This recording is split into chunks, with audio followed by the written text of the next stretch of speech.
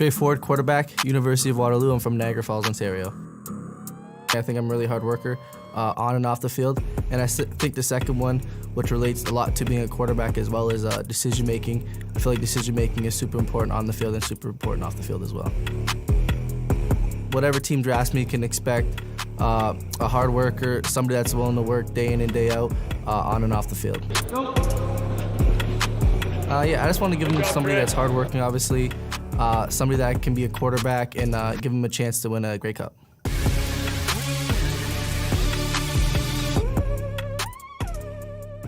Terrell Ford, DB, University of Waterloo, Niagara Falls, Ontario.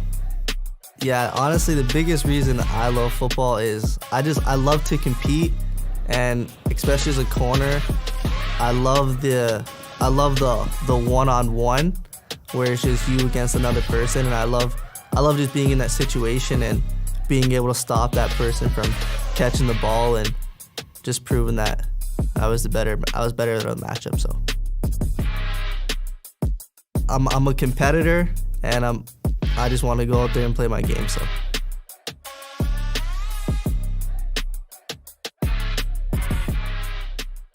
Noah Zaire, offensive tackle, offensive guard, University of Saskatchewan. Grew up in Landsberg, Saskatchewan. For me, it's proving to everybody that I kind of am who I say I am. You know, I have this unnatural kind of competitive spirit for a big man, and I like to kind of prove the doubters wrong or to change some opinions. I really think that's what keeps me driven and keeps me focused and keeps me keep coming back to the sport. There's always someone that someone's opinion need to change, and always haters to prove wrong. I'm grateful for any opportunity I get. You know, my dream has just been to play professional football, and I'm going to do that as long as I possibly can. With whatever team drafts me, I'll make sure that I'm the hardest working and the most driven person in that locker room. My name is Deontay Knight. I go to Western University. I'm from Ottawa, Ontario, and I play D-line. I guess the biggest part about my game is just my ability to grow. I watch a lot of film, so of just watching technique and watching, stance and assignment and alignment stuff. I'm a huge film junkie, so I guess that's the biggest part of my game, is that I'm always looking to improve. I'm always looking to improve my craft. I think football stretches way beyond the gridiron and the film meetings, and I think football is a lifestyle. You can bring what you learn from football, what you learn from your coaches, and apply them in any area of life. What is up, my friends? From Canada and the United States of America, Mark Perry, your favorite American CFL fan and editor of CFL News Hub. What's up? Welcome to another episode of the CFL Week in Review, a weekly recap of the Canadian Football League. You just heard from draftees, just some of the potential, clearly not potential, definitely people are going to get drafted on Tuesday, May 3rd at 8 p.m.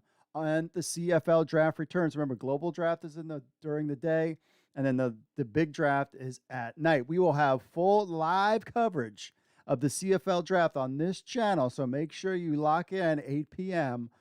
For our live CFL draft coverage, because you can't get that TSN in the United States, so you got to come hang out. CFL News Hub, smash that like button, subscribe now, put the notification bell on so that you can get all the latest draft news. And it's been a lot of fun covering these guys up until the draft, and now we get to see where they get picked. So what's up?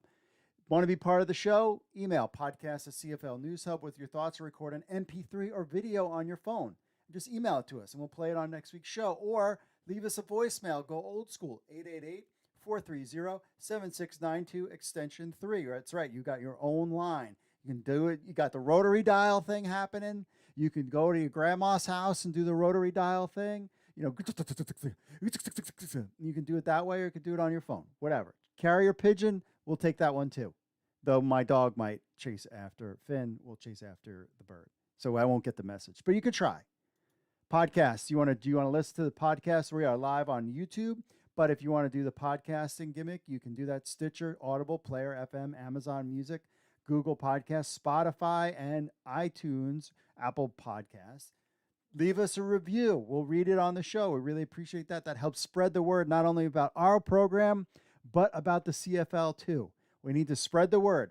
Draft season is a big time to get people interested. It's draft season, it's the kickoff, and then it's the championship game. Here's a little insider information for you. Those are the three pillars of getting people interested in the league are during those times when there's a lot of interest going on. And you can watch live CFL Weekend Review at 8 p.m. Eastern every Wednesday. So the deal is we got the timeline. So it's May 3rd. I can't believe I put that on here. Hold on. My timeline has been wrong this whole time. No one told me. May 3rd is the draft. We're 42 days from CFL kickoff. We are not far away, my friends. So next Tuesday is the draft, 8 p.m. You're going to go hang out on this channel. We have videos. We've got write-ups on all these players. We'll at least get through the first 2 rounds. I'm not going to do the whole thing because that's all night long. That's hardcore stuff. Unless we're having a lot of fun, and then I'll just stick with it. I mean, it's your call. Rookie camps come to camp in May 11th. May 15th, training camp opens up, friends. We are not too far away from that because we need training camp to start so we can get rosters in place so that we could do some fantasy football this year. That's right. We've got USFL football on News Hub Fantasy, and then CFL is next. May 23rd, the first preseason game. So hopefully by then, that's when we'll have the rosters kind of in play so that we can download that and start doing some drafts for during that preseason games. That's what I'm hoping. And then June 9th, the regular season begins. And the funny thing is the regular season begins and then I'm going on vacation. So that's going to be kind of an interesting thing now that I think about it, because we've got fantasy football, USFL, CFL fantasy football going on, and I'm being Disney World.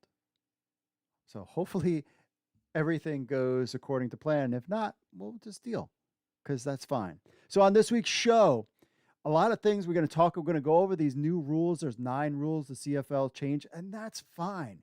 Modify your rules. The NFL does it. All leagues do it. That's where the focus needs to be. I just posted on Twitter. This is my new thing. When people like Rash and other people in the CFL media who like to bring up the 4-down thing, I don't write articles about 4-down football and why it should and shouldn't, because I think it tarnishes the shield, it tarnishes the brand, because it provides uncertainty. And I've talked about this before. Those people that do that, we're going to call them 4-downers because they're basically downers on the CFL. We don't want it to, we're not talking about that anymore. We're talking about rule changes. We'll get into that. Of course, expansion is my thing. That's what we'll always be talking about here, keeping it positive. Plus, we've got draft previews to get to. The Touchdown Atlantic sold out, and so much more, plus some fantasy football stuff as well. And reaction. I want your reaction. If you're in the chat room, whether you're on the Facebook or on the YouTube, give me your reaction of you think of the rule changes. Which one that you like, you didn't like. We'll go through them. We'll do all that and so much more. So without further ado, folks, let's just get into the week that was the CFL.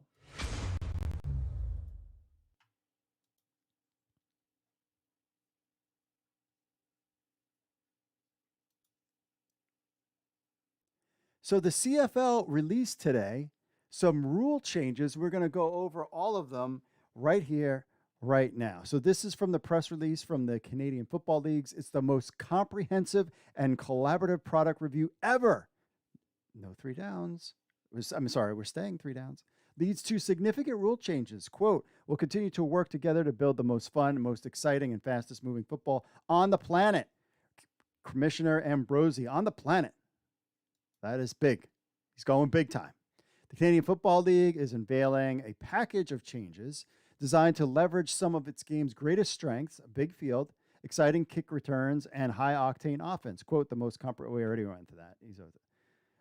He basically says the most comprehensive and collaborative product review in the history brought us here. The next step in our mission to make our game the most fun, the most exciting, and the fastest moving football. That's from Randy Ambrosi.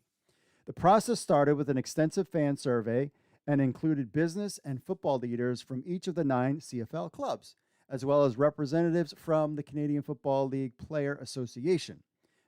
It produced a number of proposed changes which were approved this week by the league's Board of Governors. Here are some of the major changes along with the rationale for each one. I like it. Change number 1, hash marks on the CFL fields will be moved closer to the center field. Each one will be 28 yards from the nearest sideline instead of 24. As a result, they will be 9 yards apart instead of 17 yards apart. Quote, moving the ball closer to center will encourage teams to use the entire field and their entire playbook, he said. He goes on to say, our football leaders told us that the current hash marks too often had an effect on taking the 12th man on the field, the receiver on the far side, out of the play. A throw to him was consistently seen as too risky, and that, in turn, was diluting the impact of our huge field, which is perhaps the most unique thing about Canadian football. So, Canadian football features 12 players per side, and its field is 110 yards long and 65 yards wide with 25-yard end zones, measuring 87,750 square feet for you math nerds out there. U.S. football has 11 players per side, and its field is 100 yards, 53.3 yards wide, and 10-yard end zones, roughly 57,564 square feet, again, for you math nerds.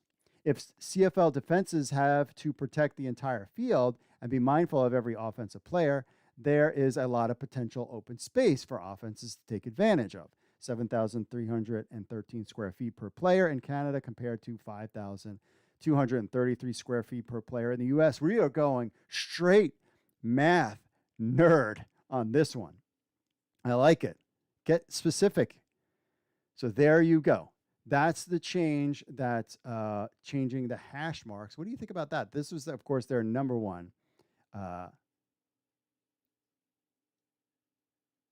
thing that they have there. Change. Offenses will get more of a head start.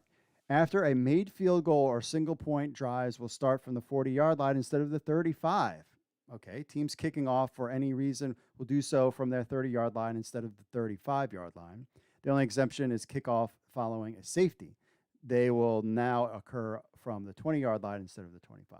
These changes could mean improved field position from the start of the series, and that should contribute to more scoring and more sustained drives, which makes for better game flow. There you go there. Another change. Strategies to limit opportunities for kick returners will be discouraged more severely. All no yards penalty, which are assigned when the cover team invades the 5-yard halo around the returner as he fields a punt, will be 15 yards. Previously, a no yards penalty was 15 yards only if the ball had been fielded in the air, and only 5 yards if the punt had bounced. Also, any punt that sails out of bounds before it reaches the opponent's 15-yard line will be assigned a penalty.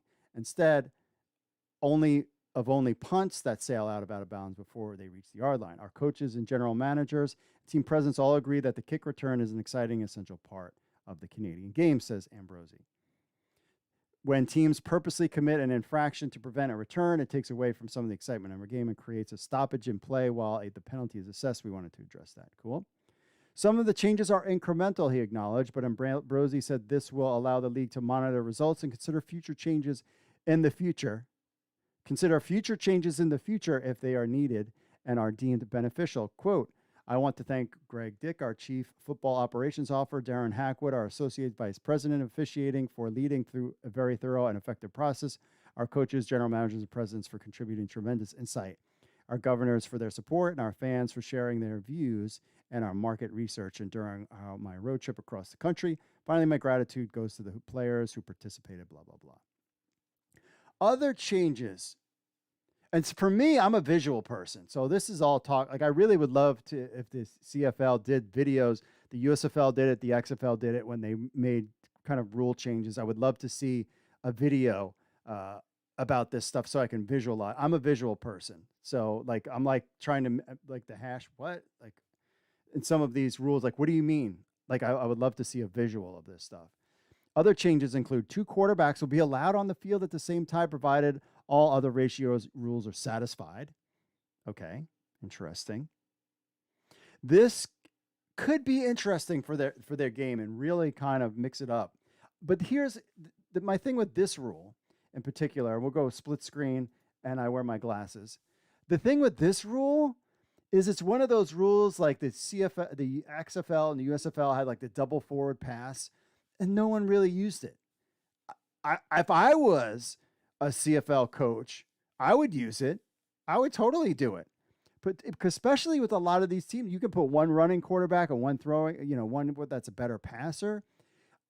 Use this rule. I would totally use this rule. Now, granted, you got a runner in there, he's not going to catch passes. That's a problem. I get that part. But, I just don't know if this rule will actually be ever used. It sounds cool, but I'm just not sure if it's going to be used. But I'm all for it. Change. A communication co-coordinator from the officiating department connected to the on-the-field officials via headset will be embedded on each team's bench. Interesting. This will allow information to be shared with coaches without requiring the referee to approach the sidelines, improving game flow. This will make it easier for coaches to alert the officiating crew that they are initiating a timeout or challenge. Good. Yes. Yes, my friends. Use technology to benefit your league. I had something, and I'm all, especially for baseball, you baseball nerds, I am all, especially what was the umpire that people were all sorts of bent out of shape. So I play fantasy baseball too. That everybody was getting all bent out of shape about. Oh God, I forget his name. Let me know in the chat. And he's terrible.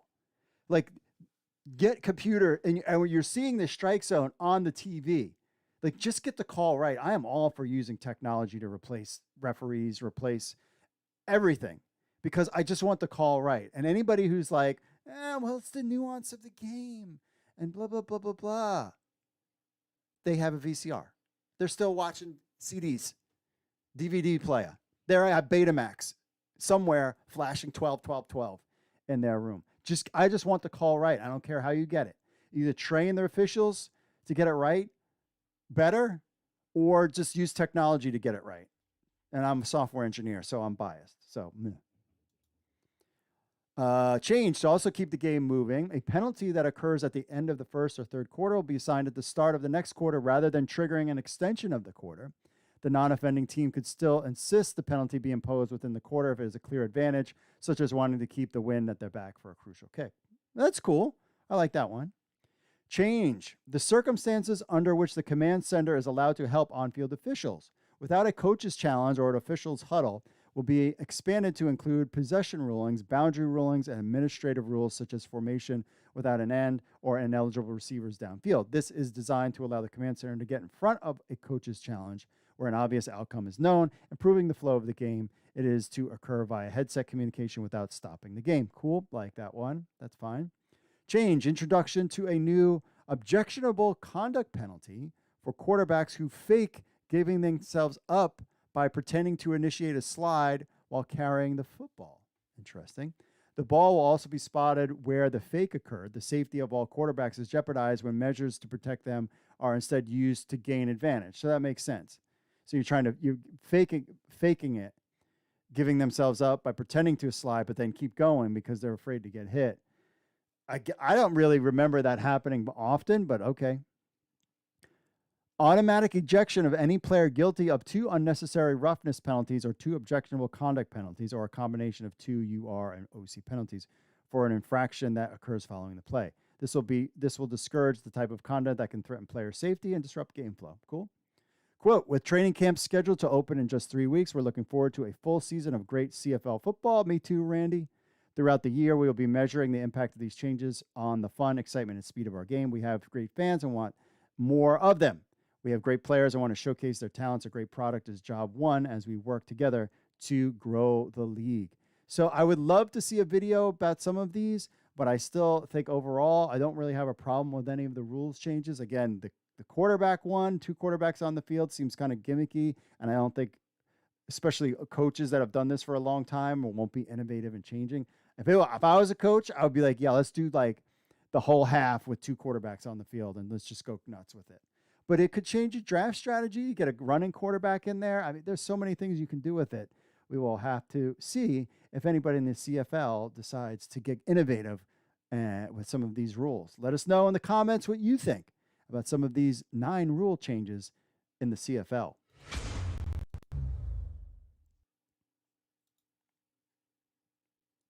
So we have our first CFL draft, Ottawa Red Blacks draft preview from Sam Shady Sports. Put this one, previewing the CFL's upcoming draft for the Ottawa Red Blacks. Remember, May 3rd is the CFL draft at 8 p.m.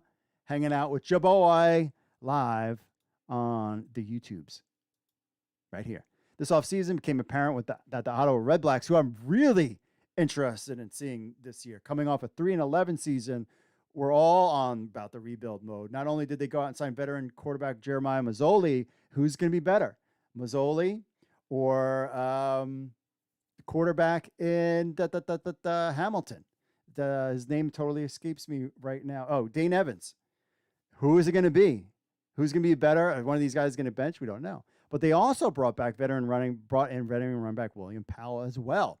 However, they didn't even remotely stop. They are proving to be one of the most active teams in CFL free agency in 2022.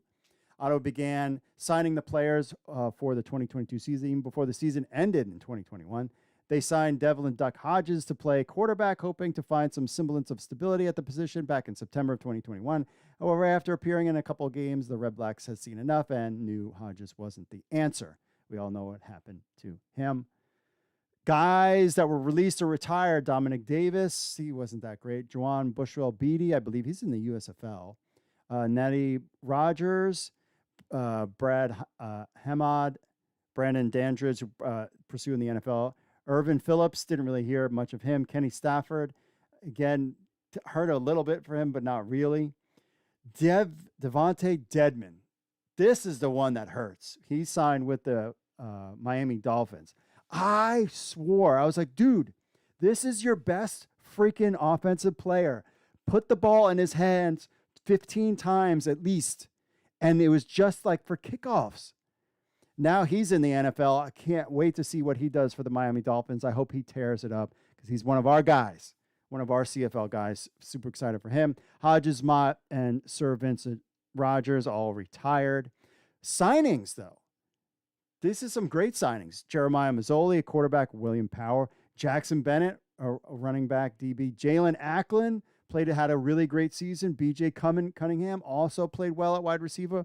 Levi Noel, didn't really about hear him. Ukambe Williams, Hunter Stewart, Darius Sirocco, Lorenzo Malden, Patrick Levels, Mon Shadrick, Money Hunter, and Tremaine Washington. The addition of the key free agents across the board has allowed the Red Blacks to approach the draft with the best player available to strategy.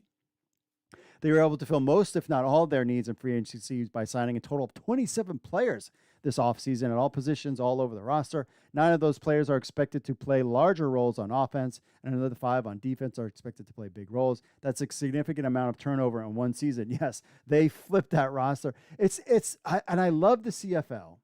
Don't get me wrong. I love the CFL. The CFL is so funny because there's things I love about it, and there's things I hate about it. One of the things is the Red Blacks can be terrible one year because, there's only 1 or 2 year contracts. I mean, there's so many people getting signed. It was like hard to keep up, that they could flip the roster so quickly. And it's great because your team can be terrible and you don't have to wait 5 years for them to get good again. That's a positive. The negative is that you got your boys on your team and they jump around and play with 4 or 5 different teams. And you're like, well, this is my favorite player, and he's played with 4 different teams in like 8 years.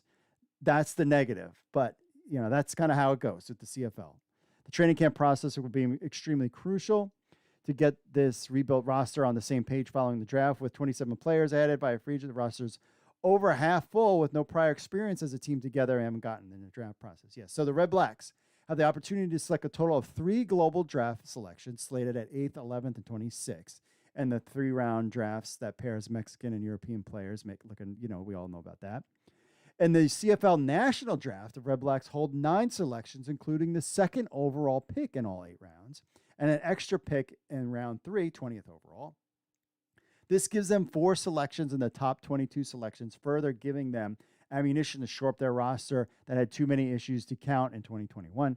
Interesting players to watch in the draft process. Trey Ford, we've heard all about him. Whether or not he gets picked up afterwards and on an NFL squad, it remains to be seen.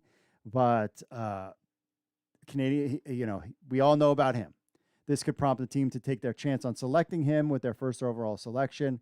He does have the potential to be in part of the NFL draft, though we're starting to hear that maybe that might not happen, that it looks more like Trey Ford would be somebody selected maybe after, for a camp or something like that. Ottawa could look at this option for holding 3 picks in the first 2 rounds and have cemented their roster with a veteran at every position. With Mazzoli on board, several young backup quarterbacks might look like a position of luxury, but Mazzoli is 33. And the CFL is known for its short-term contracts we just talked about. There's a good chance in 2 seasons Mazzoli is gone, whether it be retirement or free agency once again. Drafting a transcendent player like Ford in the first round could make some sense for Ottawa that needs a future at the position, and it doesn't appear they are sold on Terry Adams, Tryon Christian, and last year's starter Caleb Evans yet. Selecting Ford, the Niagara Falls, Ontario native, would be a win for the Ottawa team. Yeah. I think this is the problem with the CFL is they just need homegrown stars. They don't need American stars. They just need homegrown stars people get excited about, and Trey Ford is certainly one. Jesse Lucetta, everybody thinks he's going to be the first round pick, the first overall pick. If they choose to pass it, there's a couple of players that might make sense. The first player is Jesse Lucetta, Ottawa native, who likely endearing him to fans immediately, but for all the player movements this offseason for Ottawa, linebacker, it's a position that they didn't seem to address in free agency, instead choosing to focus on offensive help and focusing on the defensive line. That makes Lucetta a perfect pick in round 1. Bringing home the Ottawa natives, shore up the linebacking core, and add a guy who can be with the team for years to come. Might even be a guy who can impact the team right away as a rookie, depending on that. If he drops to the 2nd pick in the draft, he's getting taken. He's getting taken. And Terrell Richards, linebacker, DB. Richards is a player expected all 9 teams to target to some degree. He might be the best player on the board that is expected to play in the CFL most of his career. Despite showcasing otherworldly versatility by lining up as linebacker, defensive lineman, defensive back in college, I don't expect the NFL to select him in their draft, allowing the CFL to focus on him as the best player in their draft process.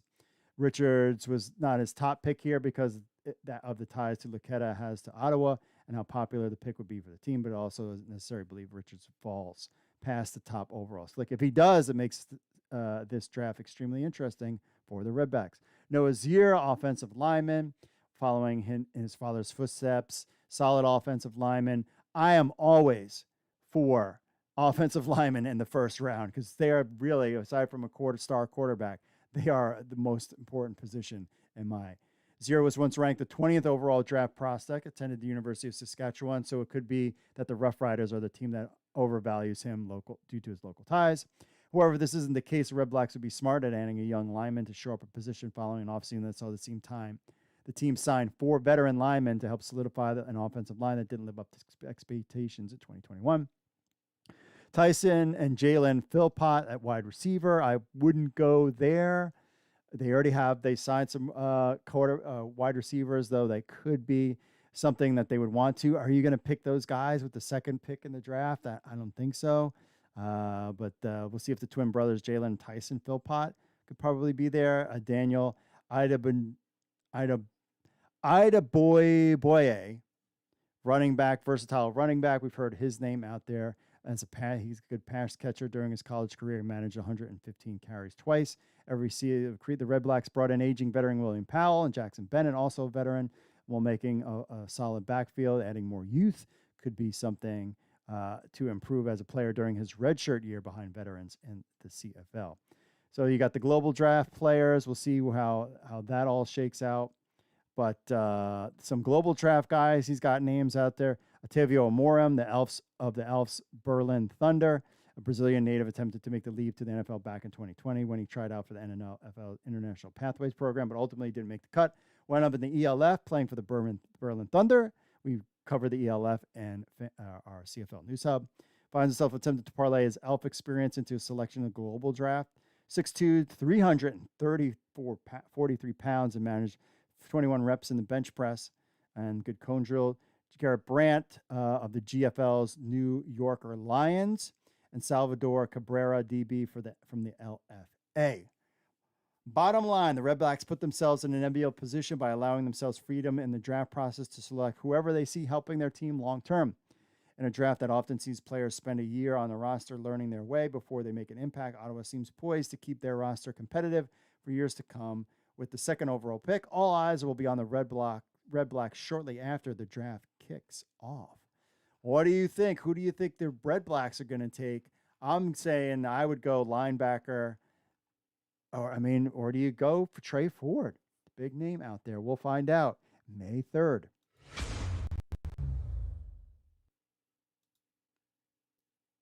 Our own Dino Seppi is doing his CFL 2022 Edmonton Elks draft preview.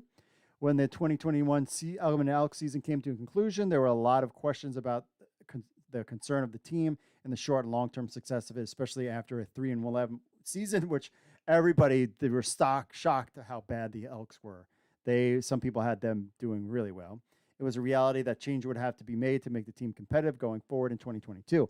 Edmonton should look at the 2022 draft with a lot of optimism about retooling its roster. They should also take approach of a combination of drafting talent for caliber players who can start right away or in the near future. Edmonton, he's got Trey Ford. We know all about Trey Ford, and his future dual threat quarterback comes from the track and field background. Although he is looking south of the border at the moment for the NFL draft status, but there's a slim chance he gets picked in the NFL draft, though there's a possibility that he could wind up getting an invite from a team. This is where Edmonton should jump on the opportunity and select Ford. So he's the number one overall guy. He has raw talent already, and he can transition to the program in the near future. The Elks know to have one of the biggest weakness was the play at quarterback, in which Trevor Harris was either injured or inconsistent, along with Taylor Cornelius' inconsistencies at QB. Trevor Harris was shipped to Montreal, and Edmonton acquired Nick Arbuckle and late. Although Nick Arbuckle and Taylor Cornelius could possibly be Trey Ford, factor is worth drafting. All Edmonton should do is look at growth thus far. Remember, you've got JT Barrett on the roster, but that could all be a smokescreen for bringing in Ford. I don't think they'll go with Ford at number one. I think I would go what he's saying, beef up your offensive line, even though Chris Jones is a defensive dude. If they don't take Ford with number overall pick, he's off the board. Elks need to retool their offensive line, which are also inconsistent. With the retirement of Edmonton fan favorite and Matt O'Donnell, a player like Noah Zier fits a void. Matt O'Donnell, the Elks could obtain him possibly in the second round, providing he's available. Defense, other possibilities, Raheem Brown, University of Alberta, Zach Fry, University of Western Ontario. On defense, which is where I think they're going to go. And this 2022 CFL is going the way Edmonton would like from rounds 1 through 3. The Elks could focus on the other side of the ball. The Elks already have some good pieces in place at wide receiver, slot back with Kenny Lawler, Mike Jones, Tavon Smith, up-and-coming Shea Ross, just to name a few. At running back, they have one of the best in the game, James Wilder Jr., if he gets help on his offensive line. So I think the Elks could build their core draft around defense. Someone who could keep in mind is available is Joshua Archibald, defensive lineman, McGill University, who could be a hidden gem in the draft. May 3rd, 2022, 8 p.m. Eastern, the Edmonton Elks rebuilding begins now. I have a feeling the Edmonton Elks are going to go defense. They'll go linebacker with the first pick in the draft. I don't think they'll take a quarterback, at least this year. Chris Jones is going to, it seems like he's got good things going on the offensive side. Nick Arbuckle is still there. He was like a starter last year. I don't know why. You have him, JT Barrett. Well, we know what American quarterbacks do in the CFL, which is pretty much nothing. All hype, but no game. You have Taylor Cornelius, who's back for another season. He didn't look too bad towards the end of the season.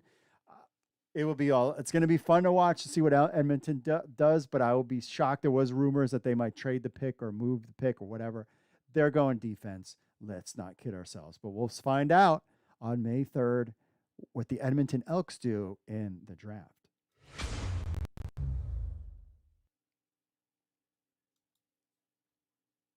So always like my man Marshall Ferguson and his draft picks. So let's just run through his final mock draft for the 2022 CFL draft.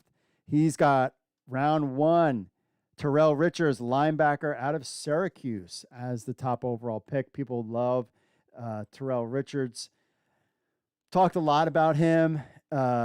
People would be, if Richards fails to be great in the CFL, would be shocked if for some reason he didn't become a bust there. It's absolutely no shame in Chris Jones and the Elk for being fooled by the promised 6'3", 230 linebacker out of Syracuse. He seems to be the number 1 overall pick. At number 2, Ottawa Redblacks, he's got taken Deontay Knight, a defensive lineman from Western. BC, Tyson Philpott, a wide receiver. Calgary, I don't know. Why do you need to take your BC? You have 2 great quarterbacks. You do not need to take. I would not take a wide receiver in the first round for BC Lions. They have a lot of other holes to fill. Offensive line help would be fine. Getting in the 3rd wide receiver and that high in the draft, nope. Montreal, Enoch Maconzo, linebacker, Coastal Carolina. He's got at number 4. Calgary, Jalen Philpott. Now, once you start getting down here, maybe a wide receiver from Calgary. So the 2 brothers will get selected before the Ford brothers. Toronto, Raheem Brown, offensive lineman. Yes, you need good offensive line play. Take the number 1 guy in the whole freaking draft at offensive line. Take him at number 6. Noah Zier, then Saskatchewan. Same thing. Offensive line pick is not sexy. Whether it's Brown or Zier, it's not sexy, but it's needed. So shore up your offensive line for years to come. Hamilton, he's got Samuel Elmelis, wide receiver, Louisiana Tech. Yeah, they lost some guys. Elmelis could easily go before either of Phil Potts, but if he fails, I have a hard time imagining he's not a first-round value on the big board for most teams. Hamilton has tried to leverage top picks at wide receiver with Mark Chapman and Jake Burt in recent years, but not all skills has to come from the very top of the draft. Elmelis burst alongside David Unger, Tyler Turwanowski, and Lamar Durant would create a wide variety of talented national skills for Dame Bevan to begin building into the Ticats aerial attack. I would not go with all these wide receivers in the first round. Winnipeg, offensive line, Zach Pelejos from Ottawa. They has him at the number 9. Round 2, Toronto, Trey Ford, quarterback. Lots of talk about him. You got McLeod Bethel-Tompin. You also got Chad Kelly there too. Might not be bad to have Trey Ford in there and give him a chance to play behind some of these guys. But you got a guy like Chad Kelly that you might want to give a shot to. So maybe they don't go Trey Ford. Ottawa, Daniel I keep managing this wrong. Running back Bryant. William Powell is the star of the show, but he can't play forever. And veteran Brendan Gillanders is entering his 8th year, already past the CFL average at the position. So he's out. 3-12, BC, Gregor McKellar, offensive line. There you go. Montreal, Cyril Hogan Sandon, offensive line. Calgary, Tyrell Ford. Now you're talking. DB from Waterloo, going in at number 14 pick, the 5th pick in the 2nd round. Toronto, Jaden Dalek, DB from Alberta. Saskatchewan with Joshua Archibald, defensive line, McGill. And then 8th, Hamilton takes Anthony Federkio, defensive line, Queens. Now you're talking. These are good picks. And then Winnipeg, Kenyon Brugling, wide receiver from Carleton, take him. And then Edmonton, another 9th pick, number 19, Joshua Shackle, linebacker there, ranked 14th in the CFL's Winter Scouting Bureau. Ottawa, taking Jesse Lucetta, linebacker, Penn State. The problem with him, take a shot. It's a free draft pick, and if he ever comes north, the defense will immediately be improved. So he is a guy that, kind of stash him for a later time. We'll have to find out. So that is the final mock draft from our guy, Marshall Ferguson. What do you think? You think he's got it right? Well, we definitely have this page up on draft night. That's for sure.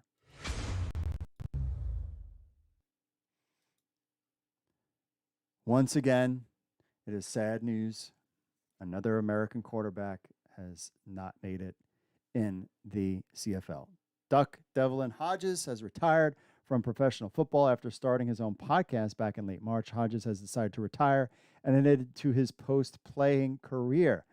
Better known as Duck, has decided to call it a career. Despite being just 26 years old, Hodges has decided to walk away from the game on his terms, just 3 seasons removed from signing with the Steelers. Devlin Hodges was born in Kimberlin, Alabama, a state known for its love of Crimson Tide football. He grew up surrounded by fans of the sport everywhere, attending Mortimer Jordan High School, named after a World War I war hero. He would make it to the varsity football team his sophomore season. After graduating high school in 2014, he left impressive stats, completing 57.9% of his 518 passing attempts, 6,240 total yards, 53 total touchdowns, and 16 turnovers. However, it stuck the fact that Duck Hodges played defensive back to start his high school career. He collected 20 tackles and 1 interception as a freshman. Nice. He would go on to find a home at Samford University in Birmingham, Alabama, home of the USFL. After redshirting his freshman year, he would take control of the starting job, playing in 9 games during his sophomore season. He played well, and it only got better from there. He would go on to be a 4-year starter at Samford, graduating with over 14,000 career passing yards, nearly 3-to-1 touchdown to interception ratio. Hodges has shown he belonged in the professional level, and it was his time to declare for the NFL Draft 2019. During his pro day, he put up impressive numbers, including a 4.79 40-yard dash. He would go undrafted, but land with the Steelers as a rookie. Hodges would ultimately be waived and end up on the practice squad. That was until injuries occurred ahead of him. Just 6 days after being signed to the practice squad, Big Ben was hurt, and Hodges was called up as the backup to Mason Rudolph. Less than a month later, he got his first on-the-field action, completing 7 of 9, 68 yards, and 20 rushing yards. The following week, he got his first start. By the end of the season, he played 8 games, starting 6 of them. Following the 2019 season, thought that Hodges had a shot at being a more prominent player for the roster going forward, but that did not happen. So he did not appear in another NFL game for the Steelers, ultimately landing on the practice squad to finish out the 2020 season. After the season, his contract expired. He signed a futures contract with the Rams, but they cut him before the regular season. Less than a month after he'd let go, he signed with Ottawa, who needed quarterback help at the time. Despite making the move to the CFL, seeing a chance to advance his career, Hodges didn't find success he had hoped for in Ottawa. In his debut against the Toronto Argos, completed less than half his passes for 90 yards. Yeah, it was not looking good. Red Blacks went out the 2020 offseason and addressed the position in a big way by signing Jeremiah Mazzoli, so they didn't really need him for his chance to compete in a starting job from Hodges. Had him relegated back to a backup role, but still, take your time. You never know in the CFL. You never know. This seemed to have been the deciding factor in his ultimate retirement. I thought for the former Alabama prospect noted for his duck calling prowess would try his hand at the USFL. Instead, he hung up his jersey, looking for his post-career. We will find out where he's seen. So Devlin Duck Hodges retires from Ottawa. Again, not making it. Another American quarterback. We have Chad Kelly. You have J.T. Barrett, Taylor Cornelius. We'll see, can one of these American quarterbacks break the cycle?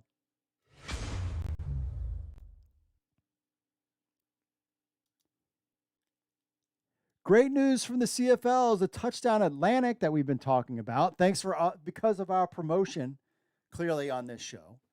The CFL's Touchdown Atlantic sells out in 1 hour, thanks to us.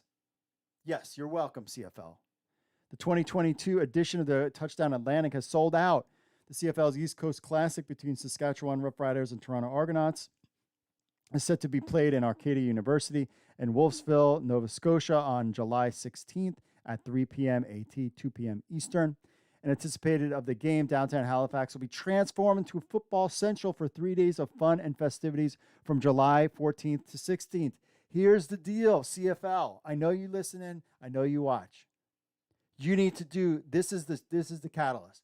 Do more of these in other areas that want them. I would be putting a thing out on social media and be like, hey, who else wants to have a CFL game in their hometown? And do like 4 of these. You play so many freaking games all the time that are constantly the same teams over and over again.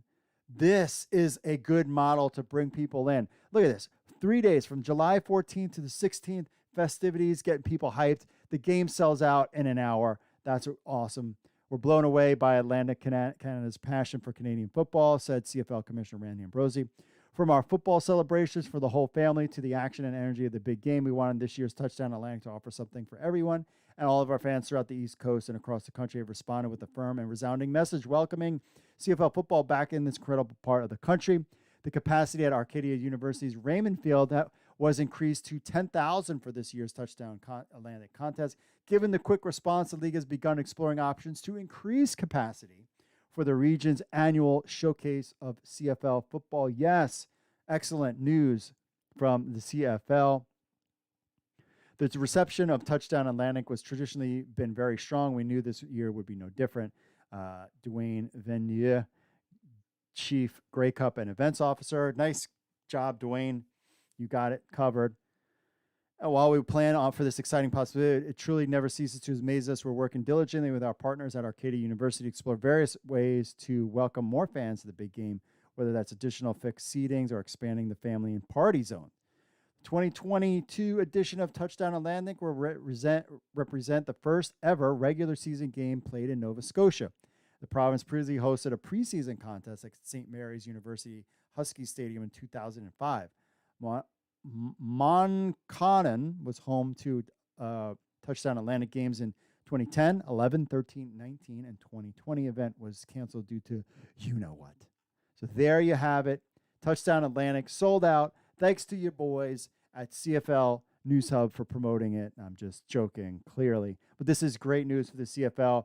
They need to do more of these games in other locations to get the hype. You just drop 4 of these games throughout different locations and people go and experience the CFL, then you can bring them in. That's how you grow the game, my friends. That's how you grow it. Let's do it.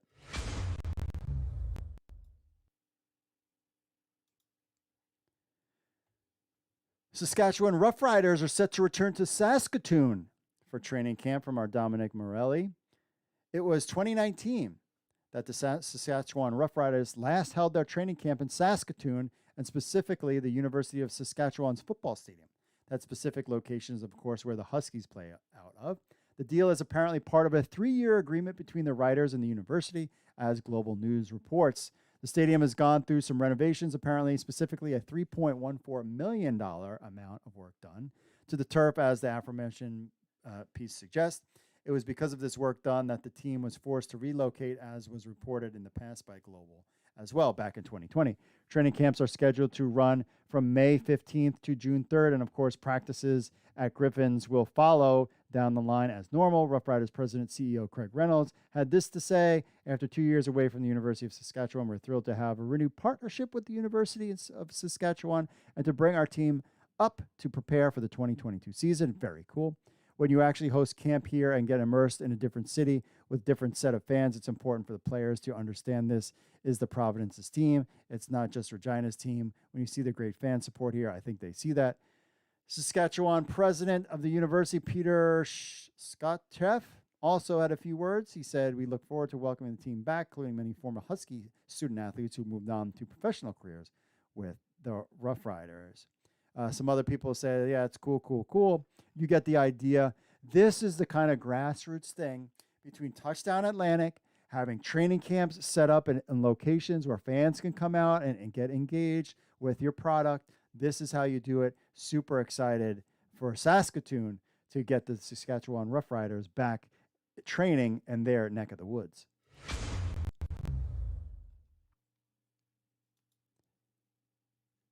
The Montreal Alouettes unveiled their new helmet today. The team stated that the new helmets were adjustments to what was created in February 2019 as the team launched its new identity. These new buckets, the Alouettes logo, will be more noticeable for viewers, as well as placed on each side of the helmet. So there you go. There's the Alouettes new thing. Kahari Jones' team will wear the helmets for the first time Saturday, May 28th at 7 p.m. Eastern in Hamilton against the Tiger Cats. Alouettes fans will see this new piece of equipment for the first time at home when Montreal hosts Ottawa Redblacks on Friday, June 3rd at 7 p.m. Eastern at the Percival Molson Memorial Stadium. So what do you think? Leave us a comment. What do you think of the new helmets? It's fine. It's cool. I'm all good for it. A little tweak here and there. All good fun. All right, we'll take a commercial break and be back with your social media stuff right after this. Stay tuned, my friends. Coming up today on the Markcast. Yeah, we are moving to Texas. We have Danny busy Instagramming from downtown Dallas. The Rock is jet setting to Texas. We are packing up the XFL and we are hitting the road. Huge implications. Is this the doomsday scenario hub season of the XFL? Are we setting up businesses there? Is that going to be the home base for operations? We have a longtime friend of the show, your friend and mine, Greg Parks from XFLboard.com, stopping by. It just doesn't sound good, and it gives the impression, right or wrong, that financially the league is not willing to go as far as it needs to make this league successful. And then we still have lots of USFL stuff to talk about. Remember that big lawsuit that was pending, that was threatening the shutdown of the season? Whatever happened with that? Well, it kind of got buried in the news the Thursday before the USFL kickoff last weekend. So luckily we have Michael Cohen, trademark and IP lawyer, stopping by to fill us in on all that. When you go through discovery, you do depositions, you do interrogatories and all of that. New evidence might come to light that might contradict some of this stuff. We are also joined by Pat Ruffino of XFL and USFL News Hub. We're talking all the USFL Week 1 news coming out. We got Chipgate, Pizzagate, the new kicking balls for the USFL. Talking all that stuff and previewing Week 2. I'm not an XFL hater because the thing is when you hate on these leagues, you're not hating on Daryl Johnson and Dwayne Johnson and Danny Garcia. You're hating on Luis Perez. You're hating on John Wolford. You're hating on these players who this is going to make or break their lives. And then we got your CFL love as always. We have Jagarrett Davis, courtesy of the Toronto Argonauts, joining us. Sports football leagues besides the NFL, y'all got to capitalize on that opportunity because, like, if you don't, you're going to get left behind. So you don't want to go from second to last. And you're an afterthought. I mean, once you're an afterthought, you base your history.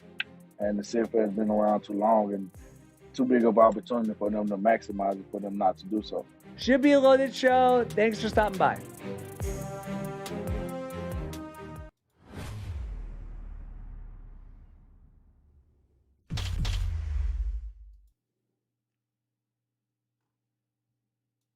All right, my friends, we are back. Social media stuff. Mark Brennan says, Angel Hernandez. That was it. Thank you, the umpire. Our man Theodore King says Red Blacks will pick up a linebacker. They don't have to pick a QB with Mazzoli there. I agree. I would not waste that pick on a quarterback at that point. Mazzoli, you got at least 2 years with him. You got to let it ride. Maybe you think Trey Ford might, but you see what Marshall Ferguson says. He thinks Trey Ford's going to go in the second round. He says people think Devlin Hodges retired so he could play in the XFL in 2023. He is young. I mean, maybe he could.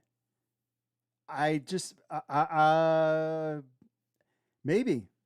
I mean, he's still young enough. It was very surprising that he retired. Now, he could have retired to get out of his contract, and then you're right, to train for the XFL, because they're going to be making moves. So maybe that's what he did to get out of his contract. We'll find out. I guess the CFL might have a problem. I mean, when they just release him, I don't know. He also says, I heard Ambrosi say that Mark Perry was instrumental in helping sell out the Touchdown Atlantic. See, I told you. Theodore knows, and he is lying. I know you're lying. I know you are, but I appreciate that. He also says CFL could learn from the XFL and have 2 or 3 teams share a location for training camp, thus reducing expenses, sign autographs for fans, etc. This is true, too. I think definitely, and I remember because I'm in Maryland, and they Washington Commanders / Redskins used to have their training camp in Frostburg, Maryland, which was kind of like out of the way. But that whole town, which was kind of like a Pittsburgh Steelers town, was like Redskins / Commanders fans. And then they kind of built their own facility. The Baltimore Ravens practice at a university, and then they moved their stuff to their own facility, like multi-million-dollar facility. This is just an easy way. Like you play games, but the standards have to be high for the players on the field. You don't want them to play at some high school field where dudes tear up their knees, that kind of thing. But definitely putting the game in local areas is just a huge way to get people interested in talking. What we've learned from the USFL is like, just because it's on TV product is not enough. You need to, there is no connection for Pittsburgh fans in the USFL because they don't play in Pittsburgh. Now, CFL teams play in those cities and there's a connection there. But maybe if you can touch these other areas of Canada and put a game there, that at least draws a buzz. And like they're doing, making it a couple-day event. Who doesn't want to go to Touchdown Atlantic for like a 3-day event, like all about football and stuff? How awesome is that? That's how you do it. And you could sell out those games like easy. Like I said, you play so many games against the same freaking teams like 10 times. Move these games in different locations, play about each team that has to play one, or, only 4, you rotate 4 teams one year and 4 teams the next, lose a home game to play in one of these locations for this big, long event and get to meet fans and all this other stuff. Like, that's the way to do it, man. That's the way to do it. But I appreciate Mark and Theodore checking in on the chat room. Let's get into some of your other social media fun stuff, shall we? First, let's go to the Facebooks. Meet the projected new voice of the Saskatchewan Roughriders, Michael Ball. We have an article on that from our man Dominic. Michael Tritter says, awesome. Yeah, that's cool. About the rule changes, Michael says, not crazy about quite a few of the rule changes. They have should have consulted Marv Levy before making the changes. Okay, I don't want to be morbid, but is he still alive? I think he is he not? Touchdown Atlantic selling out in an hour. Our man Darryl Paquette says, awesome. Yeah, I totally agree. Sean says, why don't they let the new team play there while they build the stadium once they get settled? That's a good place. Let's go Schooners. I agree with you. Good news reported on a CFL Facebook page. Stunned. Yes, this is my point of why people who cover the league always are reporting like negative stuff. And they talk trash about the league. Oh, the commissioner, Randy Ambrosi, is a bumbling idiot. How does, if you know anything about stock market stuff, psychology, if there is uncertainty in the market, people don't invest. And that's the same thing that happens with sports or anything. If there's uncertainty on Netflix or hockey or any of those things, if there's uncertainty, look at the Washington Commanders here. I know so many people that have jumped ship because the stadium's a dump, it's overpriced, and they don't like the owner. And they're out. And now, like with all these other scandals, they have jumped ship. I know plenty of people that were diehard, lifelong Redskins fans that grew up, their father and their grandfather, and they all left because there's uncertainty and doubt with the with the Commanders franchise. And it's a joke. And they left. This is what happens when people who cover baseball talk trash about a league that his channel doesn't even cover. Yet people prop this guy up like and people put him on their shows and they talk to him about the CFL. It's stupid. You're just shooting yourself in the foot. Yeah, you're entitled to your opinion, but you're a fraud and a hack, so you not allowed to have an opinion when it comes to this stuff. That's why positivity from CFL News Hub always. About the Edmonton Elks off-field offers for a top pick, I think this is not going to happen whatsoever. Randy says the Edmonton Eskimos, you idiots, rehired this guy. Hugh Campbell disapproves. Randy, you will be like, oh, yeah, I love the team if they start winning, so I don't know about that. The CFL got to start thinking now for long-term success. This guy went viral. Very cool from Dino there. When Ambrosi talking about, he says, Mike says, first, develop a CFL e-game along with the lines of Madden for the U.S. market. Second, don't tinker with the games. It's unique asset. Third, judging by the crowd so far, I wouldn't worry about the XFL or USFL if you want to move back the season a couple of weeks. That's fine. Fourth, increase U.S. TV exposure. Yes, finally, after you get Halifax up and running, expand to St. Louis and San Diego. They are unlikely to see an NFL. Well, I think St. Louis, they will, the XFL. Then go farther in the U.S. Yes, There was 10 responses from this guy. He says and again, Kurt says having American teams in CFL is a total turnoff and didn't work the first time they tried it. Again, but that was a different time. It's not even a fair game because the Canadian teams all have to play the import roster, blah, blah, blah. I mean, you have to figure it out. Figure it out. But that will help the long-term success. You just need more teams. If you want to set up more teams in Canada, go for it. I'm all for it. I just don't think you got the bandwidth. You're struggling to try to get the Schooners up for years. So let's bring in that interest, bring in that juice to the league. If you can set up I'm telling you, just one or two teams way up north in the United States, Vermont, Seattle, somewhere up there. It's fine. Do like North Dakota, South Dakota, whatever's the North Dakota, whatever's on the border there. You'll be fine. It'll be good. Roughriders, let's see here. Saskatchewan Roughriders set to return to Saskatoon. Should have stayed there, never left. Best fans in Saskatchewan are in Saskatoon. Andre says, I know I'm going to catch flack from Rider Nation by saying this, but for the CFL to survive long term, it needs expansion badly, both cities and province as a whole. We all know about that. Yes, we agree with you there. No worries. About Randy Ambrosi, CFL commissioner, called out on social media from Tressman. We all heard all that. Randy Ambrosi, the most destructive force in the CFL. And look and this. The reffing was pretty biased, and the Grey Cup is pretty obvious. I don't watch it. I mean, everybody's like, oh, Randy sucks. Remember, Randy is working for the owners. So he is just a figurehead for the owners of the CFL. And we don't know who is stirring the pot when it comes to that, when it comes to some of these controversies and blame Randy. Because that's a narrative coming from somewhere else. I haven't seen anything where I'm like, this guy's a bumbling idiot kind of narrative that some of these other so-called CFL fans love to put out there. That's not my style. I never met the guy. And I think he's, for what he's got going on, he's trying his best. And that's it. Sorry, this isn't sexy. CFL's got to think about long-term success. At Todd Moggy, he says salary cap is directly tied to revenues. Goals should be to increase revenues, not salaries.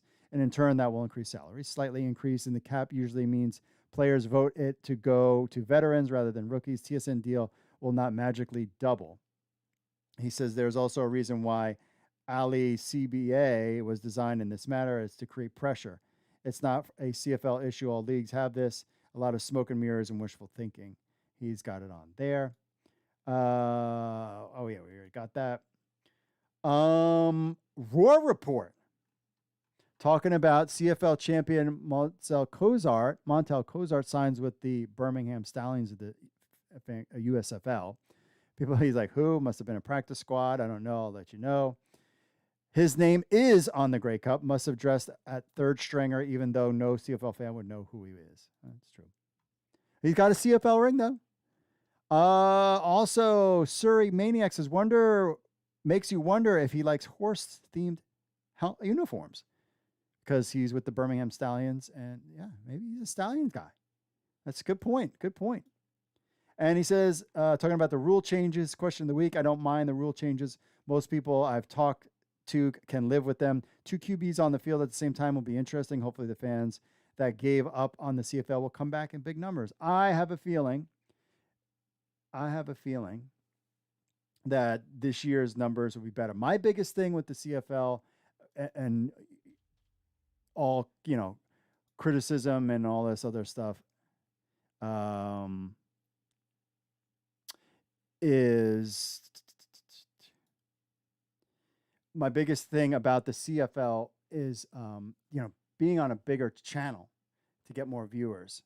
That's what I think. Michael says, after talking about the rule changes, he says, after a quick read and analysis, I'm not crazy about these.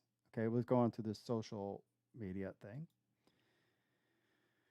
He says, all right, after a quick read and analysis, I'm not crazy about these changes, talking about the 9 rules. Quote, change hash marks on the CFL fields to be moved closer to the center field, each of which 9 yards. As a result, they will be 9 yards apart instead of 17. He says changing offense will get more of a head start after a made field goal. He's talking about that. Adapting playbooks and play execution to a larger Canadian football field is an integral part of the game and should be respected. Other changes are irritating, but these seem to be the most drastic. I was not a fan of a couple of them, but I mean, it's really implemented. And here's the thing. They're not set in stone. So eventually you could, these things could change, and that's fine. That's fine with that. All right, we went a little long, my friends. That is it for this week. Oh, Theodore says Minnesota, Chicago, Ohio could get XFL or CFL expansion franchises. Yeah, why not? That might be a little too south for me, but still, you get the picture. It'll be good.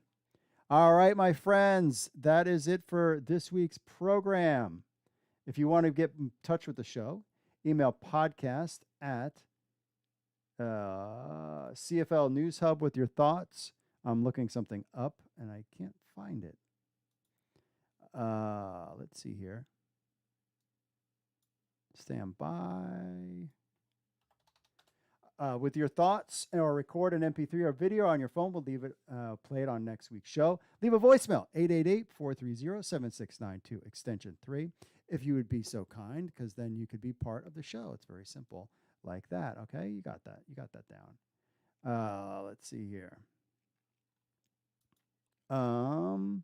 Leave a review on Apple Podcasts. We'll read it on the show, everywhere, Spotify, Apple Podcasts. Leave us a review there. We are live at 8 p.m. Eastern every Wednesday, YouTube and Facebook. And we've got the draft next week. So we're still waiting. I still need to make adjustments before I really want people to sign up for their fantasy football leagues on News Hub Fantasy. It's going well. Still had some data issues, but the system is moving better. I'm getting excited about that. It's going to be crazy having both leagues going on, but hey, we'll go for it. We'll make it happen. So the leagues aren't ready to be signed up yet per se, because I want to make sure that basically it's 6 teams, and I don't want to touch it just yet. I think we'll go with this week in this USFL, and then starting next week, I will start to make some adjustments, so that I'm hoping that not after the draft, but before the players get to camp, that you'll be able to sign up for fantasy football on News Hub Fantasy.